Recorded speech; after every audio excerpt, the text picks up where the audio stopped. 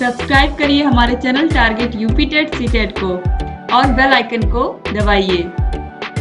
Hello friends, मैं रेनू स्वागत करती हूँ आप सभी भावी अध्यापक एवं अध्यापिकाओं का आपके अपने channel target UP TET CTET में। दोस्तों, आप लोगों के दीक्षा ऐप पर सभी कोर्सेज पढ़ाए जा रहे हैं, आपको पता है। और सभी कोर्सेज में जितने भी क्वेश्चन आंसर हैं, यानी कि जितने भी मॉड्यूल हैं, हम सभी को करा रहे हैं। मॉड्यूल नंबर 3.3 तक पूरा कंप्लीट हमने करा दिया था, यानी कि 16 मॉड्यूल आपके कंप्लीट हो गए हैं। अब उसके बाद 17 से लेकर के 26 तक पूरा एक ही वीडियो में हम आपको बताने वाले हैं, यानी कि पूरा आपका हिंदी विषय का कोर्स आज की इस वीडियो में समाप्त हो जाने वाला है। इससे पहले की वीडियोस भी अगर आपने नहीं देखी हैं तो उसका भी लिंक आपको डिस्क्रिप्शन बॉक्स और कमेंट बॉक्स में मिल जाएगा। तो चलिए हम स्टार्ट करते हैं मॉड्यूल नंबर 4.1 यानी कि 17 नंबर का मॉड्यूल। तो चलिए यहाँ पर देखते हैं हम। पहला क्वेश्चन है, मोहन किताब पढ़ रहा है, इस वाक्य में क्रिया है। मोहन किताब पढ़ना या कोई नहीं। दोस्तों, इसमें क्रिया है पढ़ना।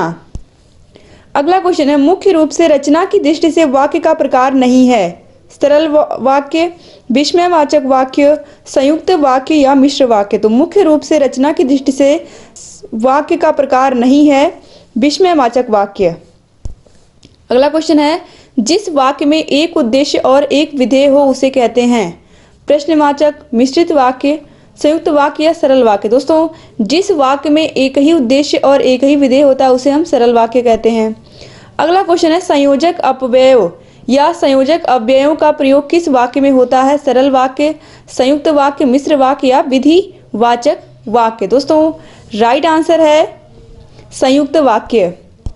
अगला क्वेश्चन है, जिस शब्द से किसी कार्य का होना या करना पाया जाए उसे क्या कहते हैं। कर्ता, कर्म, क्रिया या अपादान। उसे हम कहते हैं क्रिया। अगला क्वेश्चन है, कपिल से खाना खाया नहीं जाता या कपिल से खाया नहीं जाता वाक्य है। कर्तृवाच्य, कर्मवाच्य, प्रश्नवाच्य या भाववाच्य। राइट आंसर है भाववाच्य। अगला क्वेश्चन है, वह कौन सा वाक्य है जिसमें क्रिया केवल सकर्मक होती है। भाववाच्य, कर्मवाच्य, कर्तृवाच्य या निषेध वाचक वाक्य। राइट आंसर है कर्मवाच्य। अगला क्वेश्चन है, भाववाच्य में क्रियाएं प्रायः होती हैं अकर्मक, सकर्मक, आकर्मक या फिर कर्मक। तो राइट आंसर है अकर्मक। अगला क्वेश्चन है, वाक्य मुख्यतः कितने प्रकार के होते हैं। 4, 6, 3 या फिर आज्ञावाचक। दोस्तों, वाक्य 3 प्रकार के होते हैं, सरल वाक्य, मिश्र वाक्य और संयुक्त वाक्य। अगला क्वेश्चन है, राम पत्र लिखता है, कर्तृवाच्य है, कर्मवाच्य है, भाववाच्य है, आज्ञावाचक वाक्य है। ये है कर्तृवाच्य। तो इस तरीके से 10 में से 10 क्वेश्चन आपने कर लिए। अब इसको हम सबमिट कर देते हैं। तो यहाँ पर आपने स्कोर गेन कर लिया 10 में 10। दोस्तों, यहाँ पर 4.2 आपके सामने खुलकर आ गया है। 4.2 नंबर असाइनमेंट यानी कि 18वां असाइनमेंट आपका है। इसमें पहला क्वेश्चन है, आभार शब्द कैसा है। विदेशी, तत्सम, तद्भव या देशज। दोस्तों, आभार शब्द तद्भव शब्द है। अगला क्वेश्चन, तत्सम का अर्थ है उसके समान, अपने समान, इसके समान या किसी के समान नहीं। दोस्तों, तत्सम का अर्थ होता है अपने समान। अगला है, अभिलाषा शब्द है देशज, विदेशी, तत्सम या तद्भव। दोस्तों, अभिलाषा शब्द जो है यह है तद्भव। अगला क्वेश्चन है, परीक्षा शब्द का तद्भव होगा। परीक्षा, यहाँ पर देखिए तद्भव पूछा है तो परीक्षा, यानी कि ऑप्शन 2 जो है ये बिल्कुल सही है।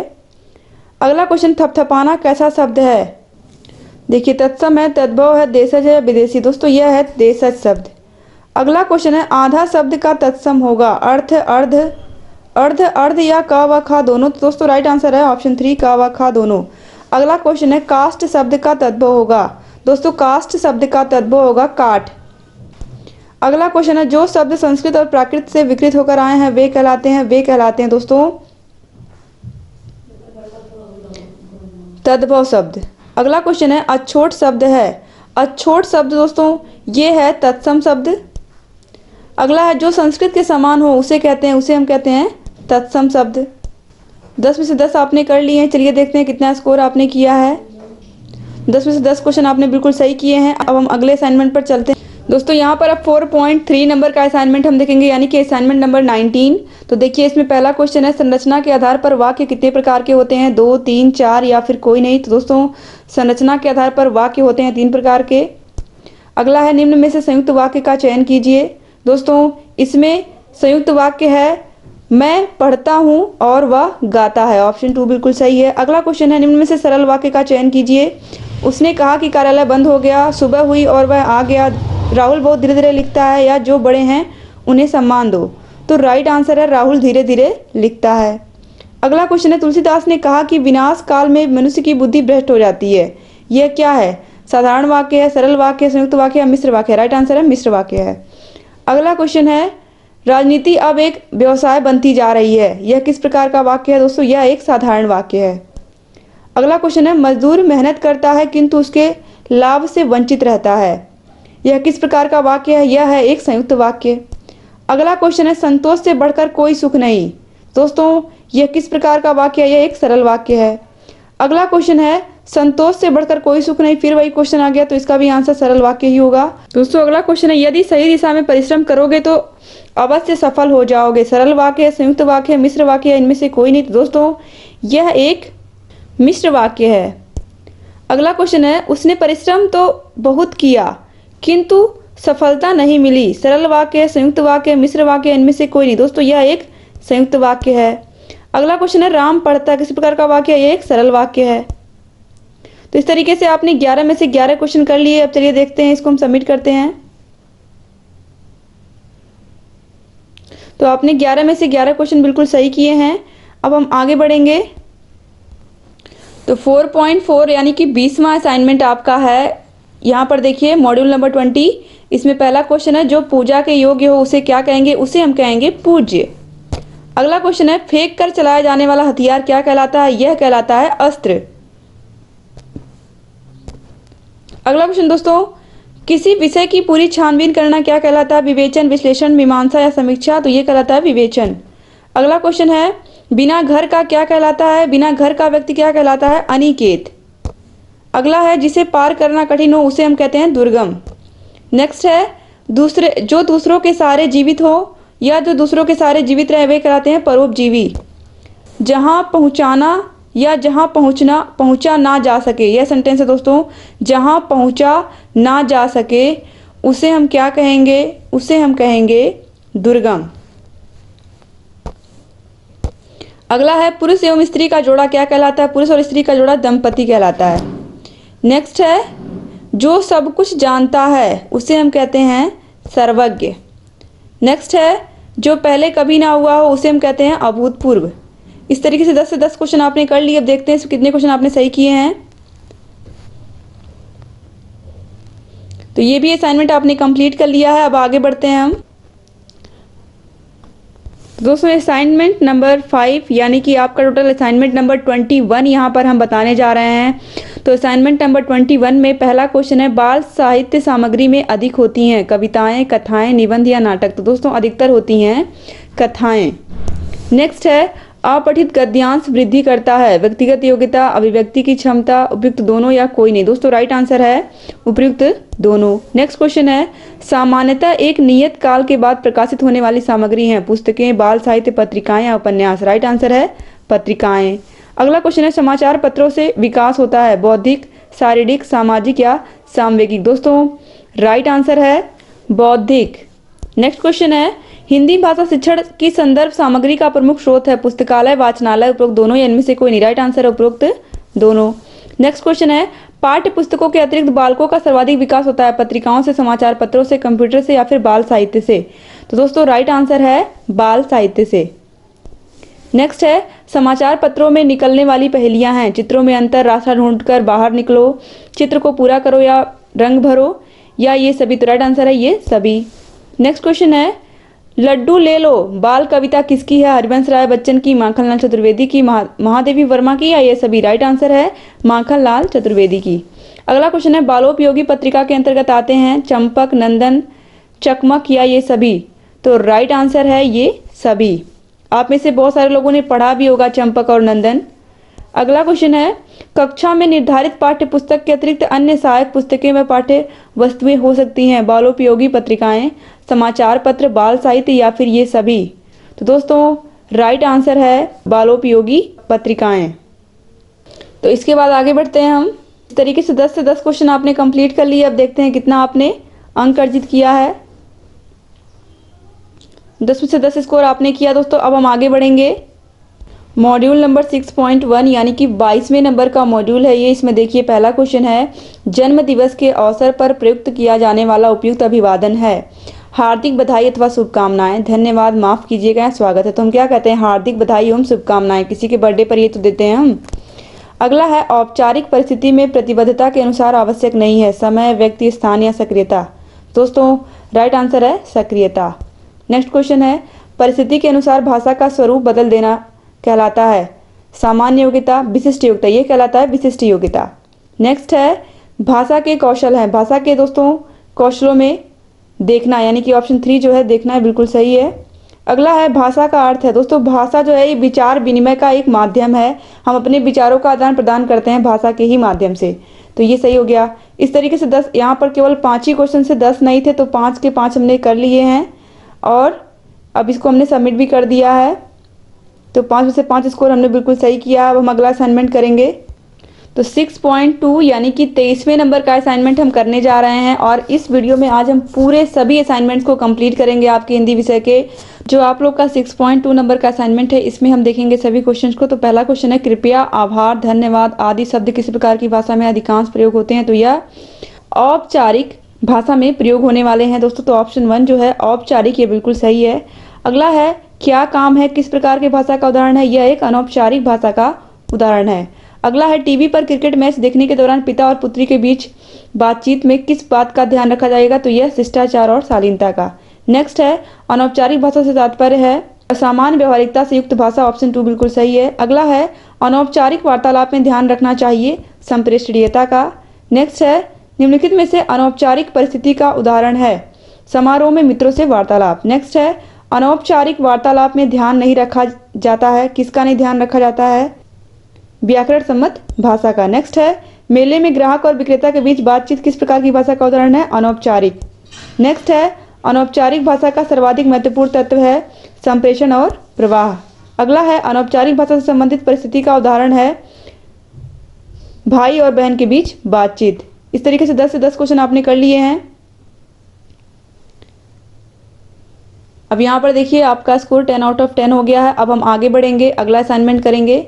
असाइनमेंट नंबर 7.1 यानी कि 24वें नंबर का असाइनमेंट है। पहला क्वेश्चन है, अधिगम के लिए आवश्यक है। दोस्तों अधिगम के लिए स्वचिंतन, स्वक्रिया, स्व अनुभव ये सभी आवश्यक है। तो ऑप्शन 4 जो है उपरोक्त सभी, ये बिल्कुल सही है। नेक्स्ट है, अधिगम है, अधिगम एक मानसिक क्रिया है। ऑप्शन 2 जो है ये बिल्कुल सही है। अगला क्वेश्चन है, अधिगम की सफलता का मुख्य आधार माना जाता है? तो दोस्तों लक्ष्य प्राप्ति की इच्छा या लक्ष्य प्राप्ति की उत्कृष्ट इच्छा। नेक्स्ट है, छात्रों की अधिकतम प्रतिभागिता संभव है परिचर्चा विधि द्वारा। अगला क्वेश्चन है, मूल्यांकन हेतु गतिविधि है कहानी कविता को अपनी भाषा में बताना। ऑप्शन 1 जो है ये बिल्कुल सही है। नेक्स्ट है, आकलन करते समय शामिल होना चाहिए विधियों की उपलब्धि का परीक्षण, सीखने के प्रति अभिवृत्ति, स्वयं सीख पाने की क्षमता या उपरोक्त सभी। राइट आंसर है ऑप्शन 4 उपरोक्त सभी। नेक्स्ट है, मूल्यांकन के तरीके अपनाए जा सकते हैं लिखित, मौखिक, उपरोक्त दोनों या इनमें से कोई नहीं। दोस्तों मूल्यांकन के तरीके लिखित भी अपनाए जा सकते हैं, मौखिक भी। तो ऑप्शन 3 जो है उपरोक्त दोनों, ये बिल्कुल सही है। नेक्स्ट है, अधिगम प्रतिफल है सीखने का परिणाम, यानी कि ऑप्शन 1 जो है बिल्कुल सही है। नेक्स्ट है, विद्यार्थियों का सही मूल्यांकन पद्धति से किया जाता है। किस पद्धति से? आप देखिए, वर्ष में 2 बार, एक बार हाफ ईयरली, दूसरा एनुअल। अधिगम का सबसे उपयुक्त अर्थ है व्यवहार संशोधन। इस तरीके से 10 में से 10 क्वेश्चन आपने कर लिए। दोस्तों आपका स्कोर 10 आउट ऑफ 10 आ गया। अब हम आगे बढ़ेंगे। दोस्तों 7.2 असाइनमेंट यानी कि असाइनमेंट नंबर 25 है आप लोगों का। शिक्षण अधिगम हेतु दिया गया उद्दीपन या मार्गदर्शन दिशा बोध और प्रोत्साहन है। यह कथन है किसका? दोस्तों यह कथन है बर्टन का। नेक्स्ट है, प्रथम 2 कक्षाओं के लिए बच्चों के सीखने के आकलन में सर्वाधिक सहायक विधि हो सकती है। दोस्तों यहाँ पर राइट आंसर है उनसे बातचीत की जाए। अगला है, प्रथम 2 कक्षाओं के लिए परीक्षा का स्वरूप होना चाहिए। कक्षा 1 और कक्षा 2 के बच्चों के लिए मौखिक परीक्षा का स्वरूप होना चाहिए। नेक्स्ट है, प्रथम 2 कक्षाओं में प्रश्नों का प्रकार होना चाहिए। दोस्तों प्रश्नों का प्रकार चित्रात्मक होना चाहिए, बच्चे चित्रों को देख करके ही समझ जाएं। नेक्स्ट है शिक्षण प्रक्रिया में कितने पक्षों में समन्वय होना चाहिए? चित्रांकन, मूल्यांकन, पृष्ठांकन या फिर सीमांकन। दोस्तों यहाँ पर देखिए राइट आंसर मूल्यांकन हो गया। आगे बढ़ते हैं। सीखने के आकलन को कहते हैं, सीखने के आकलन को हम क्या कहते हैं? मूल्यांकन। अगला है प्रथम 2 कक्षाओं में छात्रों की प्रतिभागिता संभव है, परिचर्चा विधि द्वारा। नेक्स्ट है मूल्यांकन हेतु गतिविधि है कविता या कहानी को अपनी भाषा में बताना। प्रथम 2 कक्षाओं में मूल्यांकन किया जाता है मौखिक। अगला है भाषा की प्रमुख दक्षताएं हैं सुनना, बोलना, पढ़ना, लिखना यानी कि 4। इस तरीके से आपने 10 में से 10 क्वेश्चन कर लिए, सबमिट कर दिया हमने। देखते हैं कितने क्वेश्चन सही आ गए। 10 में से 10 क्वेश्चन सही हो गए। अब हम आगे बढ़ेंगे। दोस्तों ये आपके हिंदी विषय का लास्ट मॉड्यूल है, यानी कि 7.3 यानी कि 26वां मॉड्यूल आपका ये पूरा हिंदी विषय यहाँ पर कंप्लीट होने जा रहा है। तो इसमें पहला क्वेश्चन देख लीजिए, खुले छोर के प्रश्न क्यों पूछे जाते हैं? कल्पनाशीलता का विकास हो सके बच्चों का, इसीलिए पूछे जाते हैं। ऑप्शन 1 बिल्कुल सही है। नेक्स्ट है सीमा मेहनती है, यह अवश्य सफल होगी, यानी कि ऑप्शन 1 बिल्कुल सही है। नेक्स्ट है वस्तुनिष्ठ प्रश्न कितने प्रकार के होते हैं? तो वस्तुनिष्ठ प्रश्न 2 प्रकार के होते हैं, एक में 2 ऑप्शन होते हैं, एक में 4 ऑप्शन होते हैं। नेक्स्ट है निबंधात्मक प्रश्न कितने प्रकार के होते हैं? यह निबंधात्मक प्रश्न 3 प्रकार के होते हैं, अतिलघु उत्तरीय, अतिलघु उत्तरीय, लघु उत्तरीय और दीर्घ उत्तरीय। नेक्स्ट है प्रश्न पत्र में कितने % कठिन प्रश्न होने चाहिए? 25%। नेक्स्ट है प्रश्न पत्र में कितने प्रकार के प्रश्न सरल होने चाहिए? तो 25%। अगला है क्रियात्मक प्रश्न किस प्रकार के प्रश्नों के अंतर्गत बनाए जाते हैं? तो यह सीखने के स्तर के अनुसार बनाए जाते हैं। सीखने के स्तर के अनुसार परसा कितने प्रकार के होते हैं? तो यह 3 प्रकार के होते हैं। नेक्स्ट है अभिव्यक्ति के माध्यम के अनुसार किस प्रकार के प्रश्न बनाए जाते हैं? तो दोस्तों मौखिक प्रश्न। नेक्स्ट है अभिव्यक्ति के माध्यम अनुसार प्रश्न कितने प्रकार के होते हैं? तो यह 2 प्रकार के होते हैं। इस तरीके से यहाँ पर भी आपने 10 में से 10 क्वेश्चन कर लिए, सबमिट कर देते हैं हम।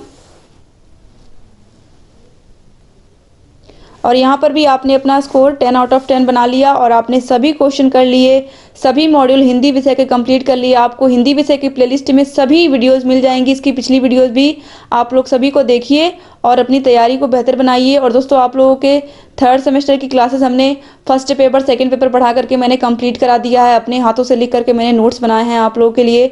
तो आप लोग के लिए वो बहुत ही काम के नोट्स हैं, आप लोग प्लीज़ उनको देखिए, वीडियोज़ को देखिए, अपनी तैयारी को बेहतर बनाइए।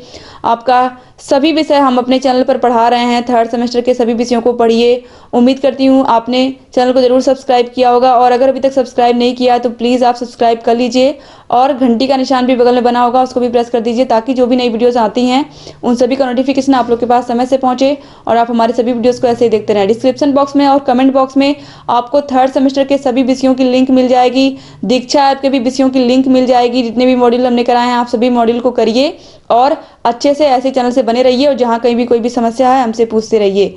आपकी सभी समस्याओं का समाधान target UP TET CTET channel करता आ रहा है, लगातार करता रहेगा। दोस्तों अगर आपको हमसे डायरेक्टली बात करना है तो आपको इसके लिए चैनल को ज्वाइन करना होगा। चैनल को ज्वाइन करने के लिए आपको सब्सक्राइब के बगल में ज्वाइन बटन दिख रहा होगा, वहाँ पर क्लिक करके आप चैनल को ज्वाइन कर लीजिए और ज्वाइन करने के बाद आपको और भी बहुत सारी सुविधाएं हम देंगे, सभी विषयों के नोट्स भी आपको हम प्रोवाइड कराएंगे। तो बस आप चैनल से इसी बने रहिए और सभी वीडियोस को देखते रहिए और जहाँ कहीं भी कोई भी समस्या है हमसे पूछते रहिए। एक बार फिर से आप सभी भाई बहनों का बहुत बहुत शुक्रिया। मिलते हैं नेक्स्ट वीडियो में, तब तक अपना ख्याल रखिएगा, अपने परिवार का ख्याल रखिएगा और ऐसे ही चैनल से बने रहिएगा। जय हिंद दोस्तों।